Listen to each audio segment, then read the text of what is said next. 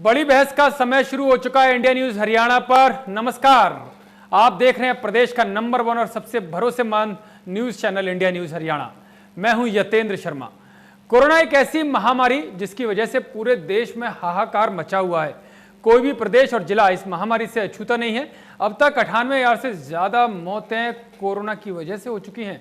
मौसम बदल रहा है तो अब चिंता इस बात की है कि सर्दी के मौसम में इसका कहर और बढ़ सकता है। विशेषज्ञों ने चिंता प्रदूषण को लेकर भी जाहिर की है, क्योंकि धान का सीजन चल रहा है और ऐसे में पराली जलाने की वजह से प्रदूषण बढ़ेगा और सांसों का दुश्मन बनेगा। हालांकि विशेषज्ञों की चेतावनी को लेकर केंद्र और राज्य सरकारें हरकत में आ गई हैं। केंद्रीय पर्यावरण मंत्री प्रकाश जावड़ेकर ने राज्यों के साथ बैठक करके जो हॉटस्पॉट प्रदूषण के लिए जाने जाते हैं उनकी जानकारी साझा की है। साथ ही प्रदूषण हॉटस्पॉट पर कायम करने के निर्देश भी दिए गए। दिल्ली में हॉटस्पॉट के 13 हॉटस्पॉट चिन्हित किए गए, तो वहीं हरियाणा के 5 जिलों को इस लिस्ट में शामिल किया गया है। राज्यों के साथ बैठक में केंद्रीय पर्यावरण मंत्री जावड़ेकर ने यह भी साफ कर दिया है कि प्रदूषण के लिए अकेले पराली ही जिम्मेदार नहीं है। धूल और कचरे के अप्रबंधन समेत कई ऐसे कारण हैं जिनकी वजह से हवा जहरीली होती है। प्रदूषण से निपटने के लिए केंद्र ने राज्यों को हर संभव मदद का भरोसा दिया है। प्रदूषण कंट्रोल के लिए बनाए गए हॉटस्पॉट प्लान को लेकर एक रिपोर्ट हम आपको दिखाते हैं, फिर इसी मुद्दे पर खास पैनल के साथ चर्चा करेंगे कि आखिर प्रदूषण के लिए बार बार किसान को ही क्यों जिम्मेदार ठहराया जाता है। प्रदूषण का सीजन अब शुरू होने वाला है, क्योंकि सर्दियों की शुरुआत के साथ ही दिल्ली एनसीआर समेत हरियाणा, पंजाब, राजस्थान जैसे राज्यों में पराली जलाने और कंस्ट्रक्शन जैसे काम शुरू हो जाते हैं। तमाम मुद्दों पर चर्चा के लिए केंद्रीय पर्यावरण मंत्री प्रकाश जावड़ेकर ने राज्यों के साथ वर्चुअल मीटिंग की। बैठक के बाद जावड़ेकर ने कहा कि बीजेपी सरकार में हवाओं के अच्छे दिन आए हैं, क्योंकि प्रदूषण का स्तर बहुत कम हुआ है। कुछ सालों से जो लगातार सभी राज्यों के प्रयास चल रहे हैं और केंद्र ने जो बहुत सारे पहल किए हैं, उसके कारण हवा के अच्छे दिन ये 2016 में 108 होते थे, अब 182 बन गए पिछले साल। और खराब दिन जो 246 होते थे 2016 में, वो पिछले साल 183 तक रह गए। पराली जलाने की समस्या को लेकर केंद्रीय मंत्री ने कहा कि सरकार ने इसके लिए 3 राज्यों को 3 साल में करीब 1700 करोड़ रुपए की मशीन दी है। मशीनों का इस्तेमाल किया जाएगा तो पराली जलाने का संकट नहीं होगा। इसलिए हॉटस्पॉट्स तैयार किए हैं, कहाँ ज्यादा गंभीर समस्या है, कहाँ फोकस करना है। और केंद्र सरकार ने पराली जलाने के लिए मशीन दिए है। ICAR, ये भारत सरकार की कृषि संशोधन की जो संस्था है, काउंसिल है, तो पूसा संस्था के द्वारा एक डीकंपोजर का नया शोध भी किया है। इसकी भी ट्रायल सभी राज्यों में इस साल होगी। नहीं, जावड़ेकर ने कहा कि पराली जलाने को लेकर किसानों को जागरूक किया जा रहा है। उन्होंने कहा कि पराली जलाने वाले राज्यों पर प्रदूषण कंट्रोल बोर्ड की निगरानी रहेगी। इस साल अपेक्षा है कि कम पराली जले, हमारी निगरानी रहेगी। CPCB के टीम्स जागरूकता से काम करेंगे, 50 टीम्स रहेगी और सभी राज्यों से लगातार रोज का रोज कांटेक्ट होगा, रोज का रोज रिव्यू लिया जाएगा। और पोल्यूशन कंट्रोल बोर्ड ये बहुत एक्टिव रहेगा और सभी राज्यों के साथ काम करेगा। ये भी निर्णय आज की बैठक में हुआ है। जावड़ेकर ने कहा कि प्रदूषण कंट्रोल के लिए राज्यों के साथ मिलकर केंद्र की लड़ाई जारी रहेगी। दिल्ली समेत तमाम राज्यों में हॉटस्पॉट चिन्हित किए गए हैं, जिसमें हरियाणा के 5 जिले शामिल हैं। खासकर जो एरिया है दिल्ली में, दिल्ली सरकार को ये बताया गया कि जो हॉटस्पॉट्स है मायापुरी, बवाना, नरेला, मुंडका, पंजाबी बाग, द्वारका, रोहिणी, विवेक विहार, आनंद विहार, RK पुरम, जहांगीरपुरी, ये 13 हॉटस्पॉट पर दिल्ली सरकार ज्यादा ध्यान दे। हरियाणा में भी पानीपत, सोनीपत, गुरुग्राम, फरीदाबाद, झज्जर में क्या काम करने हैं, ये भी हमारे अधिकारियों ने उन राज्यों को बताया है। दरअसल हर साल नवंबर दिसंबर महीने के आसपास पंजाब, हरियाणा समेत कई राज्यों में पराली जलाने के कारण वायु प्रदूषण काफी बढ़ जाता है। इसको देखते हुए केंद्र सरकार ने पहले ही सावधानी बरती है। Bureau report, India news, Haryana. हर साल ये समस्या सामने आती है, लेकिन सवाल हमारा यही है कि प्रदूषण के लिए बार बार किसान जिम्मेदार क्यों? केवल किसान को ही क्यों जिम्मेदार ठहराया जाता है? कंस्ट्रक्शन साइट पर क्यों नहीं बरती जाती सख्ती? जो कंस्ट्रक्शन साइट हैं बड़े पैमाने पर मेट्रो सिटीज में, आसपास के शहरों में चल रही हैं, हर शहर में इस तरह की साइट मिल जाएंगी, तो उन पर सख्ती क्यों नहीं की जाती? और बड़ा सवाल ये भी है कि कचरे के निपटारे के लिए क्या है प्लान? केवल किसान को ही जिम्मेदार ठहराने से क्या सारी कमियां दूर हो जाती हैं? तो बड़ा सवाल यही है, और इस पर चर्चा करने के लिए हमारे साथ हैं बीजेपी की तरफ से प्रवीण अत्रे साहब हैं, कांग्रेस की तरफ से निकिता अरोड़ा जी हमारे साथ रहेंगी, वहीं इनेलू की तरफ से रंजीत पंजेटा साहब हमारे साथ हैं, और पर्यावरणविद के तौर पर डॉक्टर संजय मेहता जी हमारे साथ हैं। आप सभी का इस बड़ी बहस में बहुत बहुत स्वागत है। सबसे पहला सवाल डॉक्टर संजय जी आपसे है मेरा, क्योंकि आप पर्यावरणविद भी हैं और मामला पर्यावरण से ही जुड़ा है और बड़ा गंभीर मामला है। हर साल ये समस्या सामने आती है, और जो सवाल इंडिया न्यूज हरियाणा का है कि केवल इस समस्या के लिए केवल और केवल किसान को ही जिम्मेदार ठहराया जाता है। क्या कहना है आपका? क्या केवल किसान ही जिम्मेदार है या बाकी और भी कारण है? लेकिन जैसा हम सब जानते हैं कि जाड़े के समय में प्रदूषण का स्तर बढ़ जाता है जी। जब हवा के अंदर ठंड और मॉइस्चर बढ़ते हैं, उस समय PM10 और PM2.5 के पार्टिकल का घेरा दिल्ली के ऊपर बढ़ जाता है जी, जिसमें मुख्य तौर पर दो मुख्य कारण। पहला कारण है जो दिल्ली के अंदर डस्ट पोल्यूशन के माध्यम से, बायोमास बर्निंग के माध्यम से, व्हीकल पोल्यूशन के माध्यम से जो अलग अलग तरह का जो पार्टिकल्स जो उत्सर्जित होते हैं वो दिल्ली के हवाओं में घुलते हैं, और हवा बंधी होने के कारण वो बाहर नहीं जा पाते जी, और वो नीचे आकर के हमारे सांसों के माध्यम से हमारे लंग्स को इफेक्ट करते हैं। जो प्रदूषण दिल्ली के लोगों के द्वारा अलग अलग गतिविधियों के माध्यम से पैदा होता है। जी, दिवाली के समय पटाखे जलाने से वो पैदा होता है। बिल्कुल। अलग अलग जगहों पर जो कूड़े जलाए जाते हैं उसकी वजह से पैदा होता है। जी, दूसरा जो हिस्सा है वो दिल्ली के लोगों का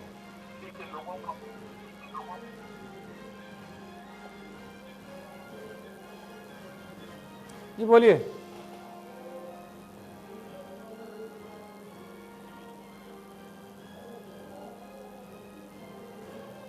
शायद आवाज ऑडियो में जी।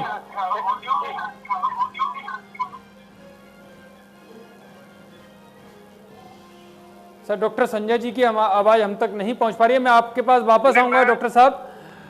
प्रवीण जी के पास चलते हैं। प्रवीण जी, सरकार की तरफ से अगर बात की जाए तो हरियाणा सरकार ने कौन से ऐसे कदम उठाए हैं या बाद में कदम उठाएगी जब प्रदूषण फैलना शुरू हो जाएगा?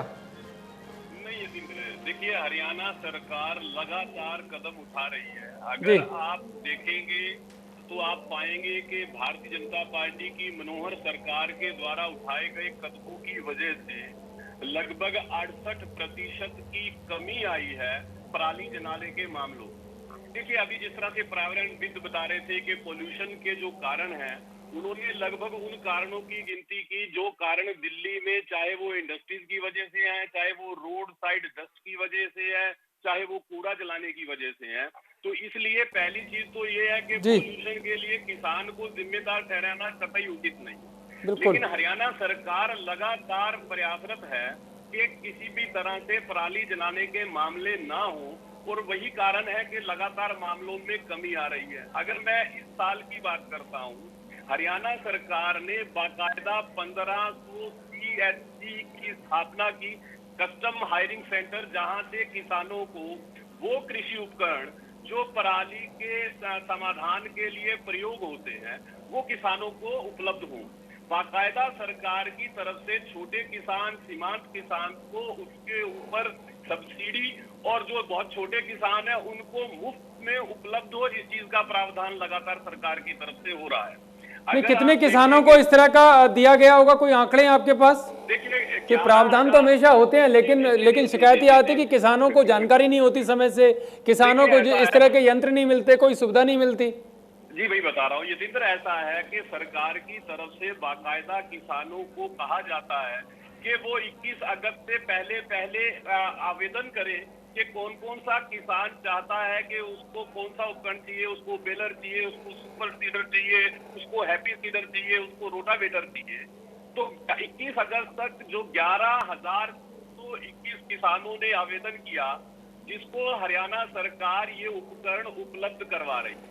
हरियाणा के अंदर कुछ किसान ऐसे हैं जो व्यक्तिगत तौर पे इन उपकरणों को अपने पास रखते हैं, लेकिन वो संख्या बहुत कम है।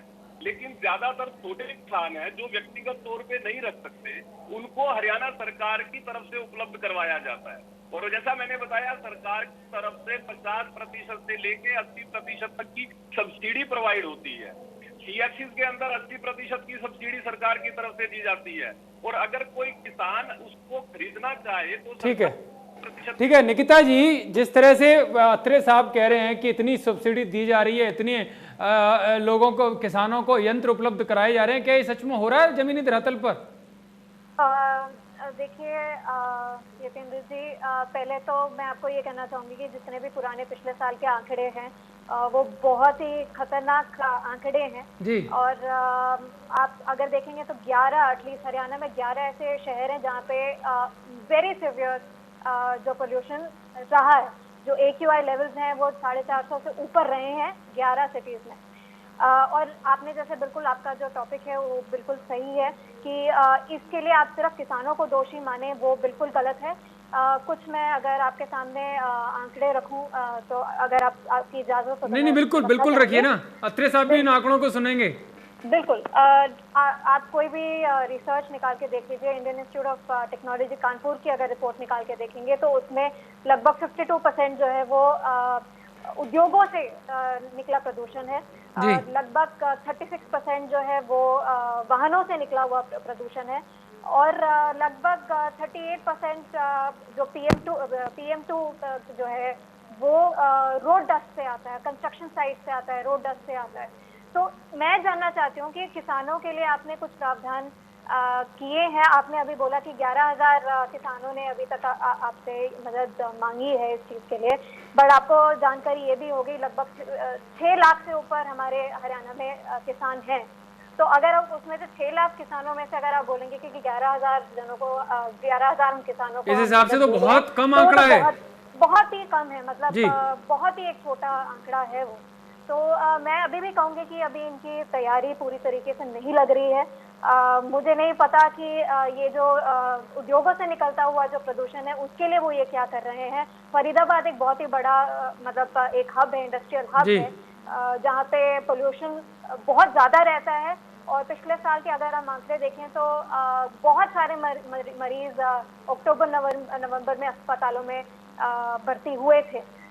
तो ये नहीं पता कि उद्योगों का जो प्रदूषण है उनके लिए ये लोग क्या करेंगे, डस्ट जो पोल्यूशन है उसके लिए वो क्या करेंगे, जो रोड साइड डस्ट है उसके लिए क्या करेंगे। देखिए बिल्कुल रंजीत जी, सरकार क्या करेगी? सरकार की तरफ से तो अत्रे साहब कह रहे हैं कि प्रावधान शुरू कर दिए हैं, सब्सिडी देना शुरू कर दी है, लेकिन क्या लगता है कि जो समय से होना चाहिए इतनी बड़ी संख्या में, अगर लाखों किसान जिस राज्य में है वहां तक पहुंचा पाएगी सरकार? या एक बार फिर से जब ये सारा कुछ प्रदूषण फिर से फैल जाएगा, फिर से किसानों को कह सकते हैं निशाना बनाना शुरू कर दिया जाएगा, उन्हीं के ऊपर सारी चीजें डाल दी जाएंगी? आपसे ये कहना चाहूंगा, ये बहुत बड़ी विडंबना है कि एक देश की बेटी जला दी जाती है बिना उसके माँ बाप के संस्कार किए, अपना संस्कार कर दिया जाता है उसका। विडंबना ये है कि बेटी जलाई दी जाती है और आज हम बात कर रहे हैं पराली जलाने के ऊपर, वो भी किसान के ऊपर। किसान को दोष देना बिल्कुल गलत है। किसान को आप पूरे साल पॉल्यूशन होती है, पूरे साल के अंदर आपको एक टाइम आता है जहाँ पे आप किसानों को पकड़ के टारगेट करना शुरू कर देते हो कि किसान पराली जला रहे हैं।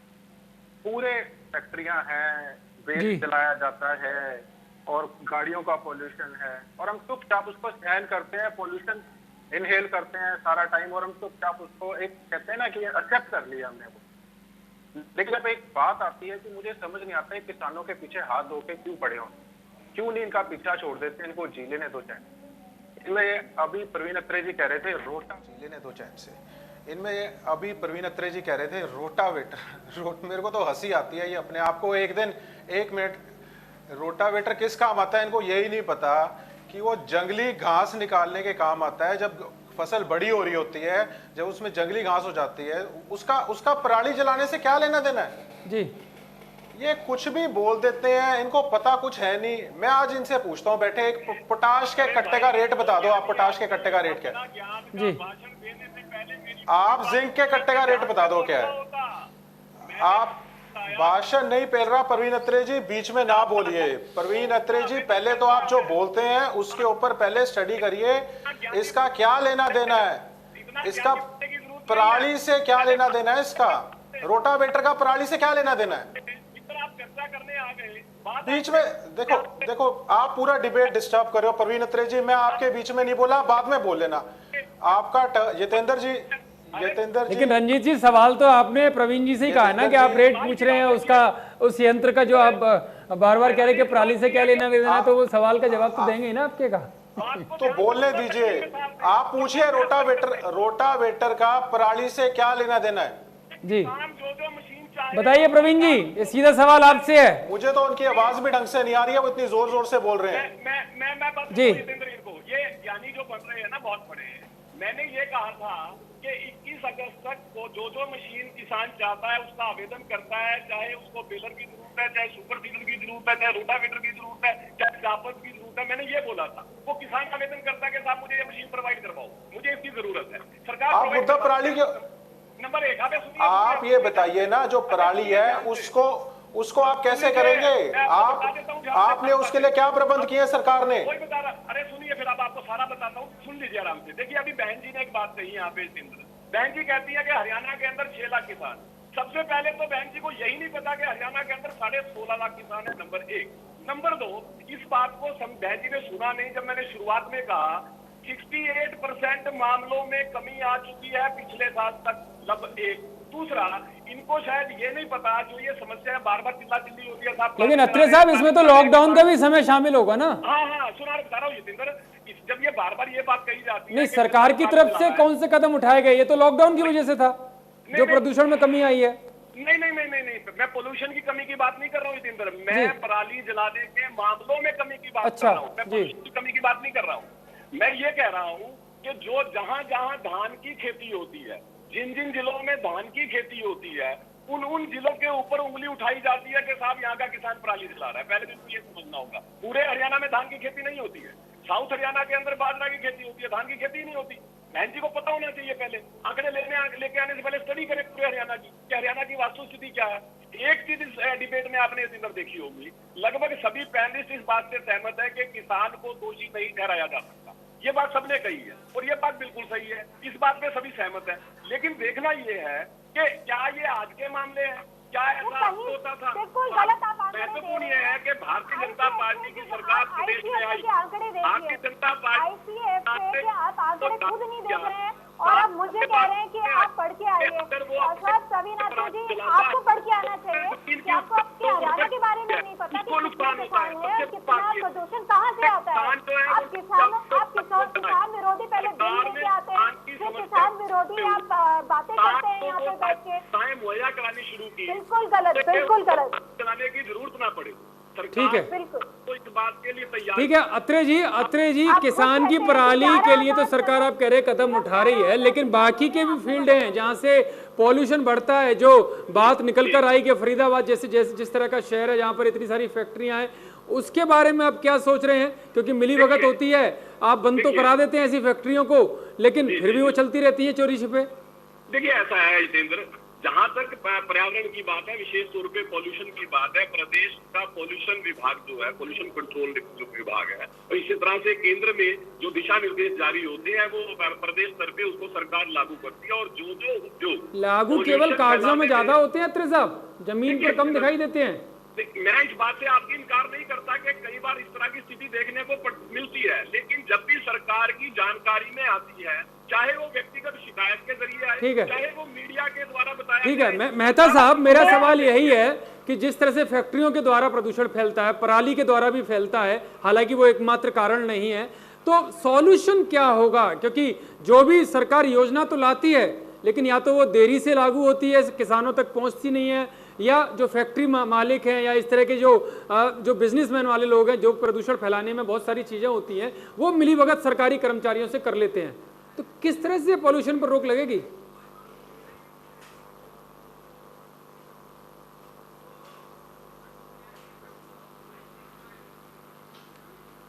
मेहता जी, क्या आपको मेरी आवाज मिल रही है? जी,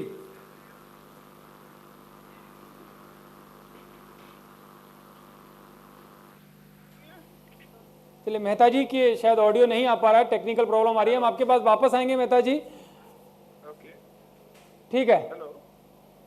रंजीत जी, आपने अत्रे साहब की बात सुनी कि प्रावधान तो लगातार किए जा रहे हैं, जो केंद्र सरकार की गाइडलाइन आती है उसको राज्य सरकार फॉलो करती है, क्या वो सच में फॉलो होती है?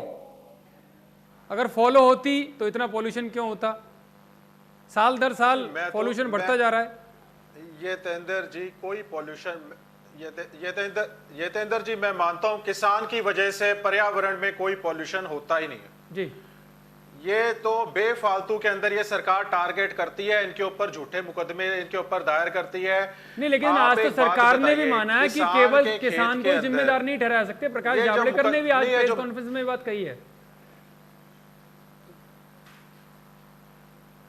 तो आप ये पराली का मुद्दा ही बंद कीजिए। ये किसान के ऊपर गए ना, बेफालतू के ऊपर इल्जाम लगाना, ये किसान के ऊपर इल्जाम लगाना, किसान को टारगेट करना, मुद्दा हमारा यही है कि केवल किसान ही जिम्मेदार क्यों? सरकार के दूसरी चीजों को छिपाने के लिए केवल किसानों को मुद्दा बनाया जाता है। हाँ बिल्कुल, ये तेंदर जी मैं आपकी बात से सहमत हूँ जी, बिल्कुल ये तेंदर जी मैं आपकी बात से सहमत हूँ। इनके ऊपर एक भी मुकदमा नहीं होना चाहिए। मुकदमा होना चाहिए इन बड़े बड़े उद्योगपतियों के ऊपर, इन बड़ी बड़ी फैक्ट्रियों के ऊपर जो नाइट्रोजन ऑक्साइड जैसे टॉक्सिन्स प्रोड्यूस करते हैं।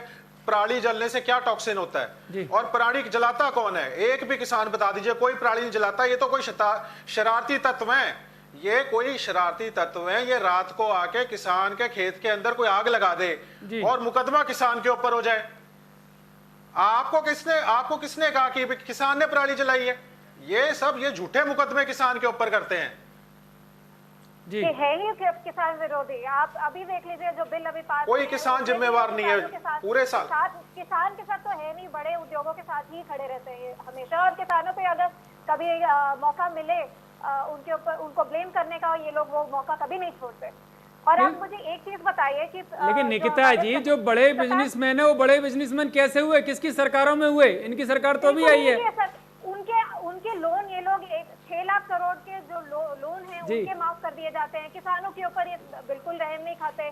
पिछले साल भी अगर आप देखेंगे तो नवंबर के एंड में जब सब कुछ हो गया, उसके बाद आके कहते हैं कि हम किसानों को कॉम्पनसेशन देंगे ये स्टबल बर्निंग का। आप मुझे बताइए, जब सारी चीजें खत्म हो जाती हैं और प्रदूषण फैल जाता है, उसके बाद ही वो उनकी रेस्क्यू में क्यों आते हैं? उनको आके कॉम्पनसेशन क्यों देते हैं?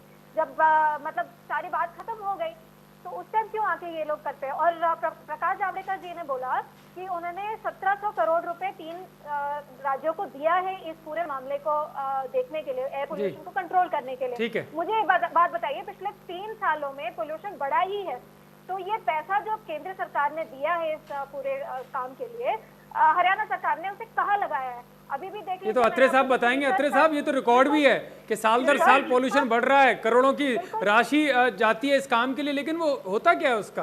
देखिए वही मैं आपको बता देता हूँ। बिजनेसमैन के साथ सांठगांठ का आरोप कांग्रेस वाले आप पर लगा रहे हैं। जी जितेंद्र, मैं बताता हूँ। देखिए, जहाँ तक कांग्रेस का सवाल है, कांग्रेस की तो हालात है यानी बिल्ली खंबा लोग। बहन जी कह रही थी कि साहब इन्होंने जो है लोन माफ कर दिए। अरे हैरानी होती है, एनपीए कांग्रेस के दौरान बैंकों का 5.25 लाख करोड़ का एनपीए था। नोटबंदी के बाद 4 लाख करोड़ का एनपीए वापिस आया है। इन बातों को ट्विस्ट करना है तो सरकार ने आपने बनाया यतीन्द्र, बीजेपी से सीखें। ये 4 लाख बातों को करोड़ का ट्विस्ट करने एनपीए का वापिस मार्च आया किसने किया? बैंकों में। 6 लाख करोड़ का जानकारी नहीं जो है। है ये जो लोन वो बटे किसने इनके माफ टाइम किया? में आपकी जो सरकार ने बात किया। है, जो 30 जब किसानों की बात आती है तो आप मुंह फेर लेते हैं। नीरव मोदी इनके टाइम में बंदरबांट है वो। हमने इन लोगों सब ने बाकी जगह थे वो पे लोग। किसानों और जिसको हमने किसानों का भारत कर्जा सरकार माफ जो किया है। लगातार आपकी वापिस ला सरकार रही है। क्यों नहीं अब सुनिए करती? मेरी बात, अब बहन जी आपकी को सरकार थोड़ा क्यों नहीं करती है? मैं बता देता उनके हूँ। साथ क्यों देखिए, नहीं जो ये खड़ी है? चिल्ला चिल्ली करते हैं, इस बात से तो सभी सहमत है कि किसान की पराली जलाने से पोल्यूशन नहीं होता। नंबर आपके एक साथ मुद्दा यहाँ पे आपके क्या साथ है? तथ्य ही नहीं है मुद्दा ये प्रवीण जी, है, आप मान लीजिए इस बात को, आपके पास तथ्य है ही नहीं। उसका जो फसल अवशेष है उसका लाभ भी किसान को मिले, किसान को उसकी कीमत भी मिल जाए, किसान की आमदन बढ़ जाए। हरियाणा सरकार ने 100 रुपया प्रति क्विंटल, 1000 रुपया प्रति एकड़। ठीक है। आप मुद्दे से क्यों हट रहे हैं? आप मुझे ये बात बताइए, ये जो प्रदूषण है पिछले साल रिकॉर्ड क्यों कायम किया प्रदूषण ने? पराली को क्यों रिकॉर्ड कायम ठीक किया? है, आप कहते हैं कि ठीक है, मैं आप दोनों के पास आऊंगा। आरोप प्रत्यारोप आपके चलते रहेंगे, लेकिन मैं मेहता साहब के पास एक बार फिर से जा रहा हूं। शायद ऑडियो उनका ठीक हो गया है। मेहता साहब, जब भी पॉल्यूशन की बात आती है तो सरकारें अपने लेवल पर काफी कदम उठाती हैं, कई तरह के प्रयोग किए जाते हैं। दिल्ली में जैसे ऑड इवन का प्रयोग किया गया, लेकिन वो सफल नहीं रहा, उससे पॉल्यूशन पर कोई ज्यादा फर्क नहीं पड़ा। फैक्ट्रियां बंद कराई जाती हैं, लेकिन सरकारी कर्मचारियों के साथ मिलीभगत करके वो चोरी छिपे चलती रहती हैं। तो क्या किया जाए आखिरकार, किस तरह के कदम उठाए जाएं? देखिए, इलाज क्या है इसका? मुझे बताइए कि मेरी आवाज पहुंच रही है? हाँ, आपकी आवाज मिल रही है मेहता जी। अच्छा, देखिए जनाब, ऐसा है कि ये बात तो बहुत गलत हो रही है कि भी ये पराली जलाने से पोल्यूशन नहीं होता जी। ये मैं डॉक्टरी के तौर पर आपको बता रहा हूँ कि जो PM 2.5 जो पराली जलाने से बढ़ती है, वो हमारे लिए, हमारी जान को खतरा है वो। यानी कि पॉल्यूशन का एक कारण पराली जलाना भी है।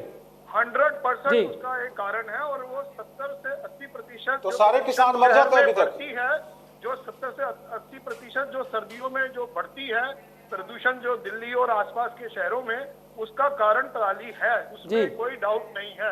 हाँ, मैं ये जरूर बात मानता हूँ जो दूसरे जो साथी जो बोल रहे हैं कि प्रदूषण के अन्य कारण भी हैं, लेकिन ये कहना कि वो कर रहा है तो मैं भी करूंगा और मेरा कोई इसमें मुझे क्यों बोला जाता है, उनको क्यों नहीं बोलते, तो ऐसे करके मतलब उसको भी माफ और मुझे भी माफ, ये गलत है। और ये भी झूठ है कि वो कोई खेत में आके जला जाता है और मुझे नहीं पता कौन मेरे खेत में जला के चला गया। अगर ऐसी बात होती तो इतने सारे FIR लॉन्च होते, क्योंकि उसके ऊपर पेनल्टियां भी हैं। तो ये सब बातें जो है ये गलत है। हाँ, मैं दोनों के साथ, मैं नहीं चाहता कि किसानों के ऊपर भी कोई भार लगे। शहर के लोग जो हैं जो परेशान हो रहे हैं इससे, मैं कहता हूँ सरकारें इनसे पोल्यूशन सेस ले या ले भी रही होंगी, और वो सेस जो है वो इन किसानों के लिए मशीनों खरीदने के लिए उसको इस्तेमाल करें। क्यों उस गरीब लेकिन सरकार की तरफ से मेहता साहब दावा तो किया जा रहा है कि मशीनें बांटी जा रही हैं, दिल्ली सरकार भी कह रही है मुफ्त में दे रही है, हरियाणा सरकार भी कह रही है कि काफी सब्सिडी दी जा रही है, और बीच में ये भी एक योजना आई थी कि जो पराली है उसको सरकार खरीदेगी। जतिन जी, आप भी जानते हैं, मैं भी जानता हूँ, खाली सब्सिडी देने से एक गरीब किसान कैसे, उसके पास 50% स्पेंड करने के लिए कहाँ है पैसा, वो 50% क्यों एक्स्ट्रा स्पेंड करे?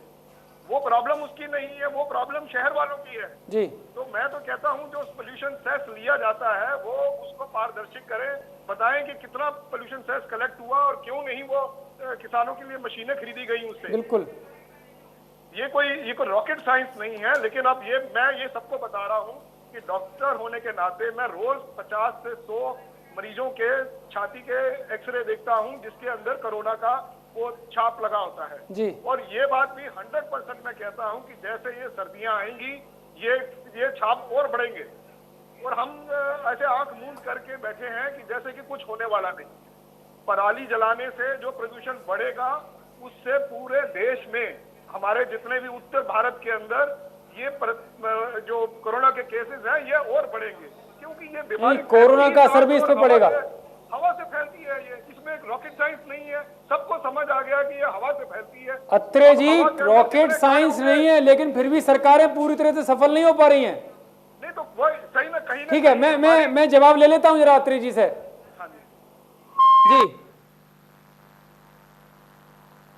हायरिंग सेंटर हरियाणा गवर्नमेंट ने स्थापित किए हैं। जो छोटे किसान हैं, सीमांत किसान है, मार्जिनल फार्मर है, उनको तो निःशुल्क मशीनें प्रोवाइड की जा रही है। मैंने शुरुआत में बताई थी। दूसरी बात, हरेड़ा एक विभाग है, हरियाणा रिन्यूएबल एनर्जी डेवलपमेंट जो एक विभाग है, जिसने इंडियन ऑयल कॉर्पोरेशन के साथ एक करार की और उस करार के अंदर पूरे हरियाणा प्रदेश के अंदर 200 प्लांट लगाए जाएंगे, जिसके अंदर कंप्रेस्ड बायोगैस बनाई जाएगी। 66 प्लांट को IOC की एनओसी मिल चुकी है। अगर आपने देखा होगा, बाकायदा फरीदाबाद के अंदर स्टार वायर के नाम से प्लांट लगा हुआ है जो पराली से बिजली उत्पादन करता है।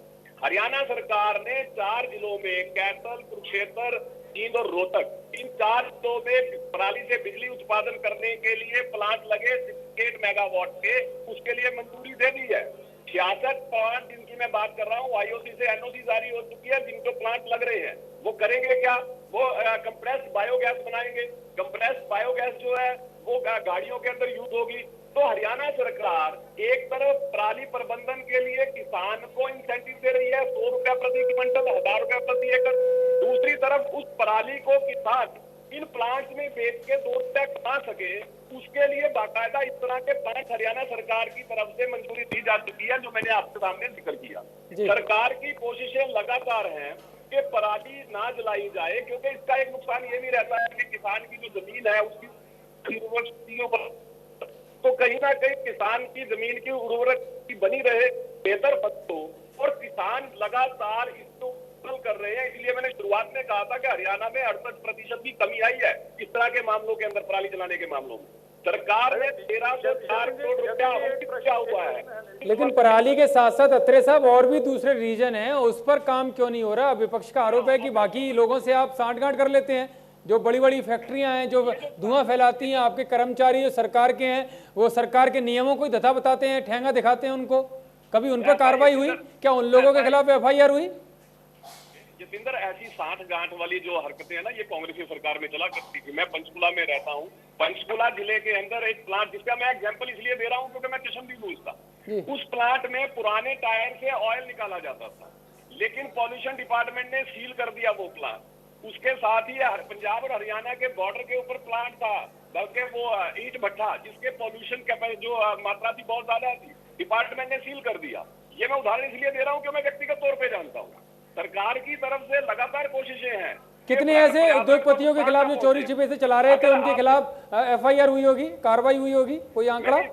मैंने इस अभी आपको बताया कि कुछ चीजें ऐसी होती हैं जो मीडिया के जरिए सरकार की जानकारी में आती है, कुछ व्यक्तिगत कंप्लेंट के जरिए सरकार की जानकारी में आती है, और जब कोई कच्ची सरकार की जानकारी में आती है, महत्वपूर्ण है कि उस पर काम हुआ या नहीं, एक्शन हुआ या नहीं हुआ। ये वो सरकार है। अगर महत्वपूर्ण तो यही है ना कि कार्रवाई होनी चाहिए, एक्शन होना चाहिए।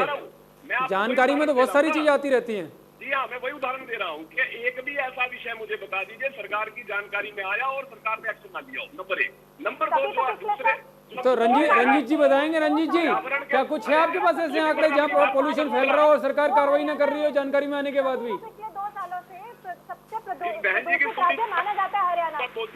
सरकार जितेंद्र जी पहले जितेंद्र जी आप तथ्यों को बिल्कुल भी अहमियत नहीं देते हैं। गुरुग्राम जो है WHO ने गुरुग्राम को WHO ने सबसे प्रदूषित शहर डिक्लेयर किया था पूरे विश्व में। वो क्यों हुआ? वो तो आपकी सरकार के समय से चल रहा है निकिता जी। वो तो 6 साल हो गए जी। गुड़गांव को पिछले कानून मोदी जी लेके आए, जिस वजह से बैंकों का पैसा वापस आया, तो आपके तथ्यों को कैसे देने बहन जी? सिटी घोषित किया था पूरे विश्व में। हमारी सरकार थी, हमें ब्लेम करना चाहेंगे या नेहरू को ब्लेम करना चाहेंगे इस चीज के लिए? आत्रे जी,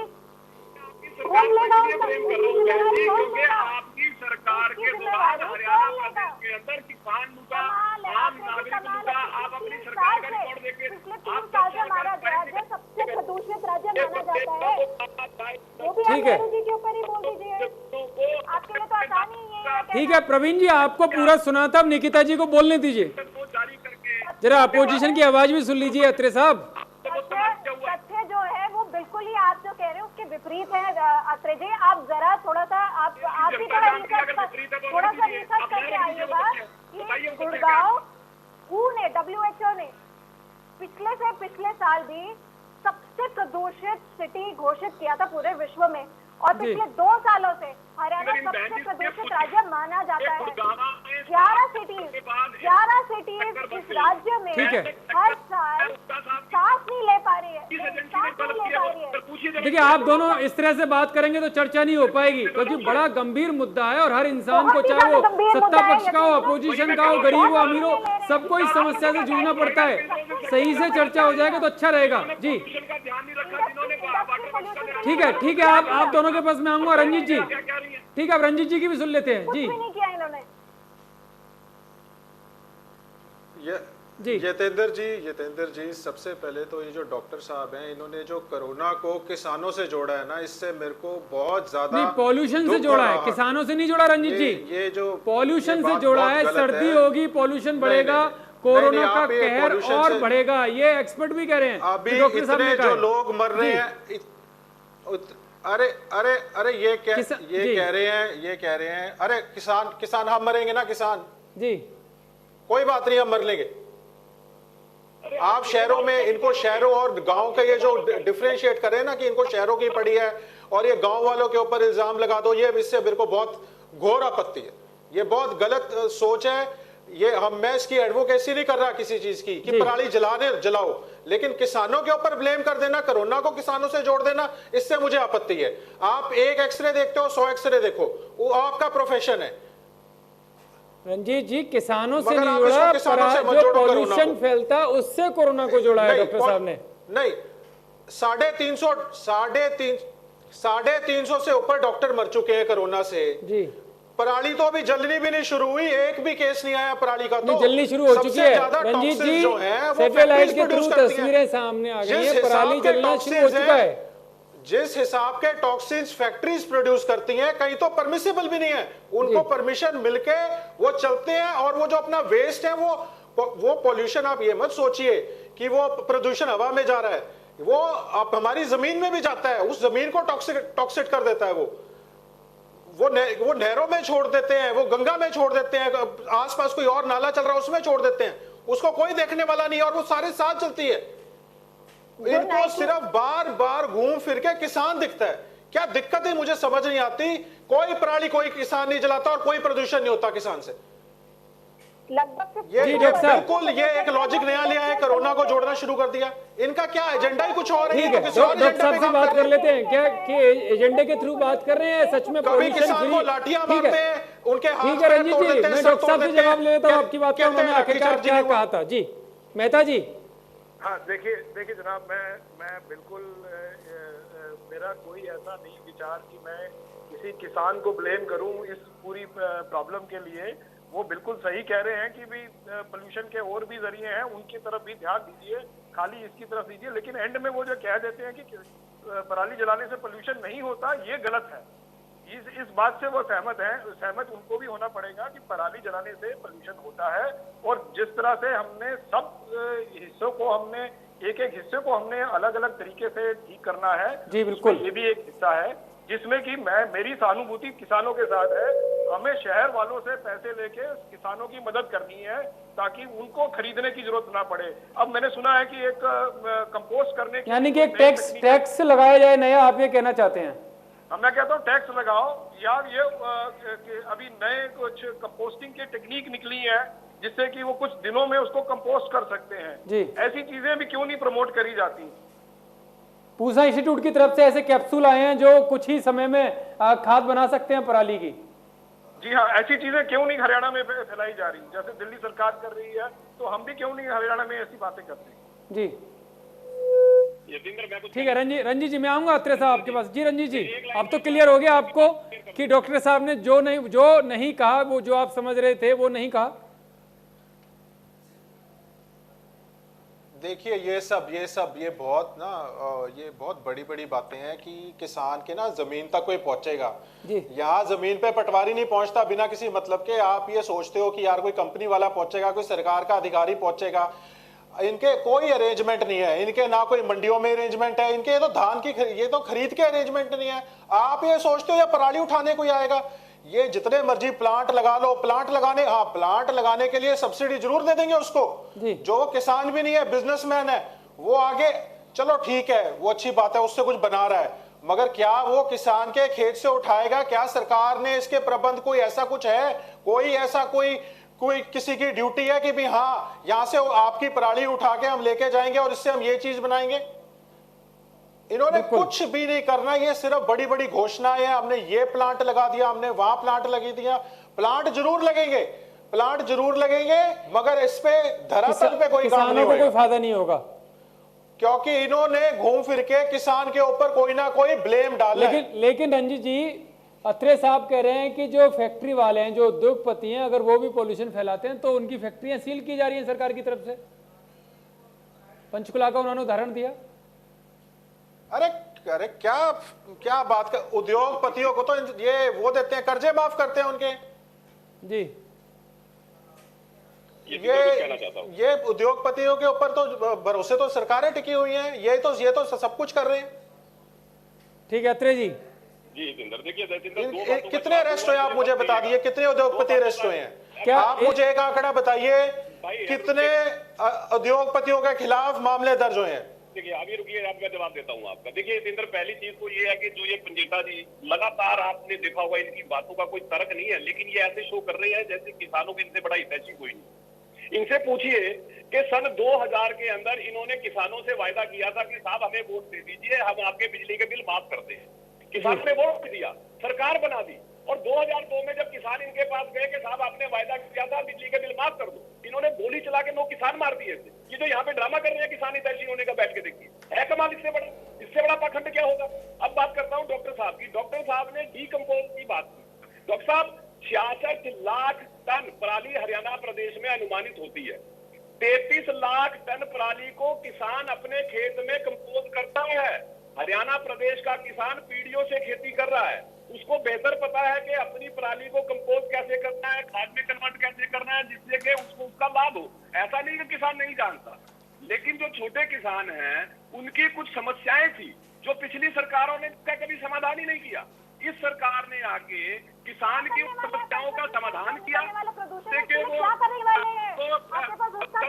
कर सके, पराली को कंपोज करें या पराली को बेचे, वो सारे उनको इंडस्ट्रियल वेस्ट और इंडस्ट्रियल पोल्यूशन जो 52% है, उसके लिए आप क्या करने वाले हैं? उसका जवाब दीजिए। कैसे पोल्यूशन होता है? क्योंकि आपके पास कोई जवाब नहीं है आत्रे जी। हमारी हवा खराब होती है, ना वाहन पोल्यूशन के ऊपर आपके पास कोई सोल्यूशन होते तो आप ये 2000 की बात ना करते, आज की बात कीजिए।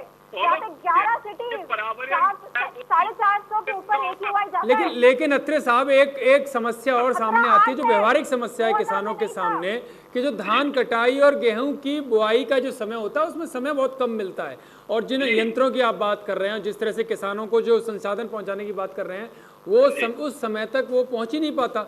सरकार के कर्मचारी या लापरवाही कहें या मिसमैनेजमेंट कहें, कहीं ना कहीं तो दिक्कत है। देखिए ऐसा है, आपने जो ये बात कही है कि किसान के पास समय नहीं होता, बिल्कुल सहमत हूँ, क्योंकि मशीनी युग है, समय का अभाव रहता है। लेकिन आपने शुरुआत में अगर मेरी बात सुनी होगी, 21 अगस्त की डेट थी कि आप अप्लाई कीजिए। 1 2 जैसे अभी धान कट रहा है, धान मंडियों में आना शुरू हो गया है, पूरा अक्टूबर महीना धान की खरीद चलेगी। अगस्त 21 से लेके 30 अक्टूबर तक आप ट्रेडिंग पीरियड लगा लीजिए। सरकार की कोशिश ये होती है कि तुरंत सरकार जैसा किसान का आवेदन आते ही उसको वो मशीन, वो सुविधा उसको उपलब्ध हो। इसमें भी सरकार ने क्या किया, ग्राम पंचायतों को साथ में शामिल किया। जो CHCs हैं, जो कस्टम हायरिंग सेंटर हैं, उनको ग्राम पंचायतों से जोड़ा, जिससे कि किसान को किसी तरह की समस्या कर्मचारी की वजह से ना आ सके। जो चुने हुए प्रतिनिधि हैं पंचायत के, उनसे उसका डायरेक्ट वास्ता रहे और उसको मशीन उपलब्ध हो जाए।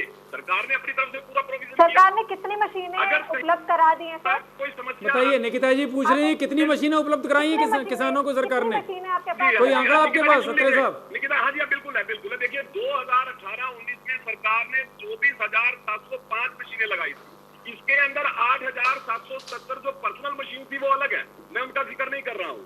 इसके अलावा CHCs के थ्रू 15,928 मशीनें प्रोवाइड की गई हैं। अब टोटल आप मान लेना निकिता जी, काफी भी आपने लिख लिया होगा। मैं बार बार ये बात कह रहा हूँ कि हरियाणा सरकार की, भारतीय जनता पार्टी, लेकिन अत्रे साहब, ये तो केंद्र सरकार की तरफ से जो हॉटस्पॉट जारी हुए हैं, हरियाणा के 5 जिले, यानी कि अभी भी 5 जिले हॉटस्पॉट के तौर पर भारत सरकार देख रही है। जी देखिए तो ये कोई बाहर का वो नहीं है, किसी दूसरी सरकार ने नहीं बनाया हॉटस्पॉट, बिल्कुल। तो इसका मतलब पॉल्यूशन फैल रहा है और इन शहरों में ज्यादा फैल रहा है। बिल्कुल फैल रहा है। सुरेंद्र यतींद्र, जिस तरह से भारत सरकार ने कुछ लक्ष्य निर्धारित किए हैं, प्रदेश सरकार उन लक्ष्यों को अचीव करती है। पराली प्रबंधन के मामले में जो केंद्र सरकार ने लक्ष्य दिया था, हमने उसका 95% अचीव किया पिछले साल। जिस तरह से हॉटस्पॉट केंद्र सरकार ने जिक्र किया, प्रदेश सरकार भी अपने स्तर के ऊपर जोन बनाती है, रेड जोन, येलो जोन, नारंगी जोन। हमने भी इस तरह से उसके ऊपर काम करते हैं, जिससे सकते हैं कि कर लिया है सर, किसान को अभी भी इन प्रोसेस है पड़े, इसके लिए प्रदेश सरकार अपने स्तर। ठीक है निकिता जी, मैं आपको सुझाव कम शब्दों में क्या होना चाहिए ये बता दीजिए, किस तरह से पॉल्यूशन रुकेगा? पॉल्यूशन कोई सत्ता है विपक्ष के लिए नहीं है, सभी के लिए, तो क्या होना चाहिए कम शब्दों में? देखिए, मेरे हिसाब से 2 मेजर कारण है जिससे पोल्यूशन हो रहा है। इंडस्ट्रियल जो पोल्यूशन है, जिसपे मैंने फिर आंकड़ा मैं दोहराऊंगी, 52% जो पोल्यूशन है वो इंडस्ट्रियल पोल्यूशन है। उसके लिए आपको कुछ रूल्स एंड रेगुलेशंस निकालने चाहिए जिसमें इंडस्ट्रियल आउटपुट रेगुलेट हो और जिससे आपका पोल्यूशन घटे। और जहां तक वाहन से निकलने वाला प्रदूषण है वो लगभग 36% रहता है, तो उसपे भी आपको भी कुछ नए इनोवेटिव आइडियाज लेके आने चाहिए। जैसे दिल्ली ने थोड़ा बहुत अपना किया, हालांकि वो भी फेल हुआ, बट आपकी सरकार ने कोई भी किसी तरह का इन 2 विषयों को का हल निकालना नहीं सही समझा। तो अभी तक मुझे ठीक है रंजीत जी, आपका कोई सुझाव? तो मैं चाहता हूँ सकारात्मक तौर पर ये चर्चा खत्म हो। रंजीत जी।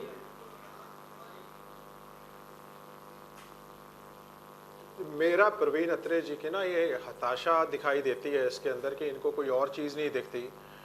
ये ना बस किसानों का पीछा छोड़ दें। मेरा सिर्फ इनको ये सुझाव है कि आप ये किसान के जो और खेती के अंदर जिसकी इनको ना तो इन्होंने किसी ने की, ना इनको इसके बारे में खेती के बारे में कुछ पता, मगर इन्होंने जितनी इंटरफेरेंस खेती में करी है ना, क्योंकि इनको ये दिखेगा कि बस कृषि एक ऐसा क्षेत्र है जो जीडीपी में पॉजिटिव में आया। अब इन ये हाथ धो के पीछे ये WTO का एजेंडा, वर्ल्ड ट्रेड ऑर्गेनाइजेशन का ट्रेंडा, ये एजेंडा ये अपनाना चाह रही है सरकार, किसी ना किसी तरीके से किसान मारना चाहती है। चलिए ठीक है मेहता साहब, क्या आपको लग रहा है जिस तरह से केंद्र सरकार ने आज राज्यों के मंत्रियों की बैठक बुलाई पर्यावरण से संबंधित, क्या उसका कुछ हल निकलेगा इस बार, इस साल कुछ फायदा होगा? कम शब्दों में जरा।